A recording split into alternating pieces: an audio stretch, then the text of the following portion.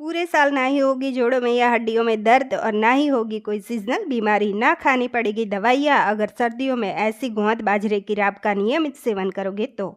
1.5 table spoon घी गर्म करने के लिए रखा, उसमें 1 टेबल स्पून गोंद को थोड़ा थोड़ा ऐड करके फ्राई करके निकाल लेना है। टोटल 3 बैच में फ्राई कर लिया। गैस की फ्लेम बंद कर लेनी है, स्पून से क्रश कर लेना है। अभी गैस ऑन करके क्रश किया हुआ गोंद को ऐड कर लिया और 2 टेबल स्पून बाजरे का आटा ऐड करके भून लिया। थोड़ा थोड़ा पानी ऐड करके चलाते जाना है ताकि लम्स न रहे। अभी यहाँ 1.5 ग्लास पानी ऐड हुआ था। अभी 3 टेबल स्पून गुड़ ऐड किया और 3 टेबल स्पून ग्रेट किया हुआ कोकोनट ऐड किया। 2 टेबल स्पून काजू पाउडर, 2 टेबल स्पून बादाम पाउडर, आधी टीस्पून जिंजर पाउडर, आधी टीस्पून गंठोड़ा पाउडर, 1 टेबल स्पून खसखस, 1/4 टीस्पून इलायची पाउडर ऐड करके 3-4 मिनट पकने दिया तो गोंद बाजरे की राब रेडी हो गई है। लाइक शेयर सब्सक्राइब ज़रूर कीजिए और दोस्तों में शेयर कर